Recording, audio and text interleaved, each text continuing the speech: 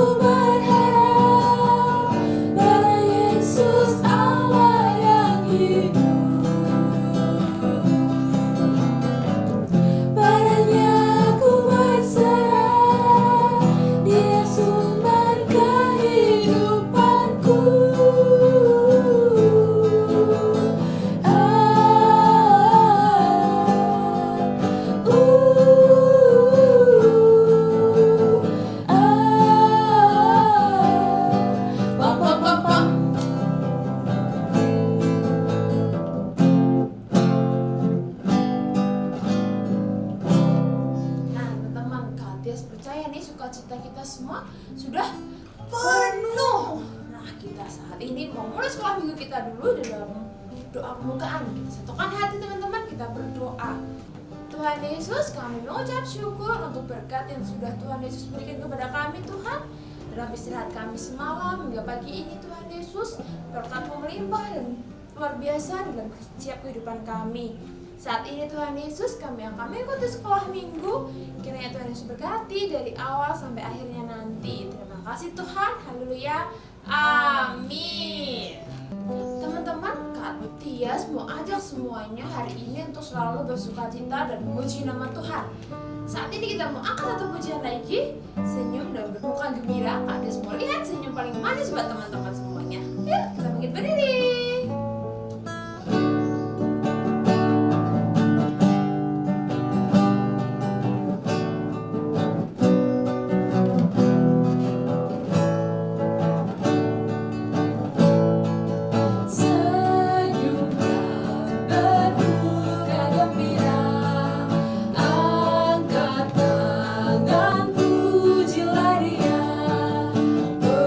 Bergandeng tangan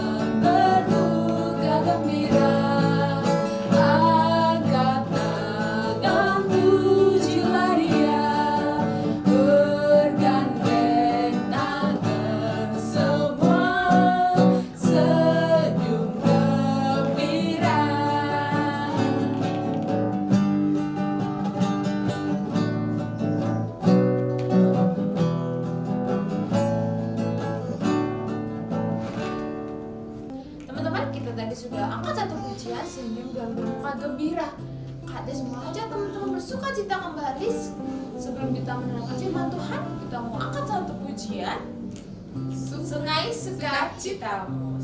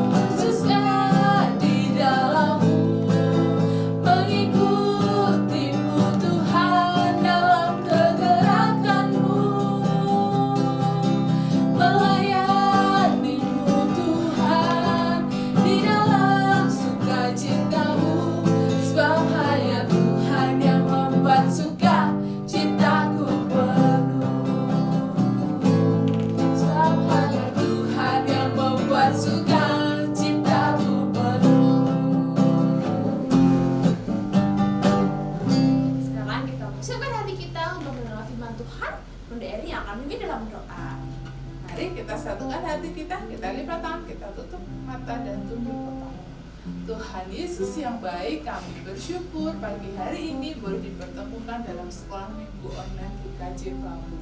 Saat ini Tuhan, kami anak-anak-Mu bersama-sama mempersiapkan hati dan pikiran kami untuk menerima berkat firman Tuhan. Berkati kami, buka mata, buka telinga, buka pikiran dan hati kami, sehingga kami boleh mengerti firman yang disampaikan hari ini. Mampukan kami pula untuk melakukannya di dalam kehidupan kami. Terima kasih Tuhan Yesus, sama-sama katakan amin. Shalom, selamat pagi teman-teman. Ketemu lagi bersama Bunda Eri. Nah, hari ini kita akan bersama-sama belajar tentang firman Tuhan. Yuk, kita sama-sama buka Alkitab kita. Kita buka dari Injil Lukas, pasalnya yang ke-5, ayat yang pertama sampai dengan yang ke-11. Sudah ketemu belum teman-teman? Sudah, kalau sudah ketemu, Bunda Eri akan membacakan untuk kita semua. Injil Lukas, pasalnya yang ke-5, ayat yang pertama sampai dengan yang ke-11 yang demikian. Pada suatu kali Yesus berdiri di pantai Danau Genesaret, sedang orang banyak mengerumuni dia hendak mendengarkan firman Allah. Ia melihat dua perahu di tepi pantai. Nelayan-nelayannya telah turun dan sedang membasuh jalannya. Ia naik ke dalam salah satu perahu itu, yaitu perahu Simon, dan menyuruh dia supaya menolakkan perahunya sedikit jauh dari pantai. Lalu ia duduk dan mengajar orang banyak dari atas perahu. Setelah selesai berbicara, ia berkata kepada Simon, "Bertolaklah ke tempat yang dalam dan tebarkanlah jalamu untuk menangkap ikan." Simon menjawab, "Guru, Telah sepanjang malam kami bekerja keras dan kami tidak menangkap apa-apa. Tetapi karena engkau menyuruhnya, aku akan menebarkan jala juga. Dan setelah mereka melakukannya, mereka menangkap sejumlah besar ikan, sehingga jala mereka mulai koyak. Lalu mereka memberi isyarat kepada teman-temannya di perahu yang lain supaya mereka datang membantunya. Dan mereka itu datang, lalu mereka bersama-sama mengisi kedua perahu itu dengan ikan hingga hampir tenggelam. Ketika Simon Petrus melihat hal itu, ia pun tersungkur di depan Yesus dan berkata, "Tuhan, pergilah daripadaku karena aku ini seorang berdosa." Sebab ia dan semua orang yang bersama-sama dengan dia takjub oleh karena banyaknya ikan yang mereka tangkap. Demikian juga Yakobus dan Yohanes, anak-anak Zebedeus, yang menjadi teman Simon. Kata Yesus kepada Simon, "Jangan takut, mulai dari sekarang engkau akan menjala manusia."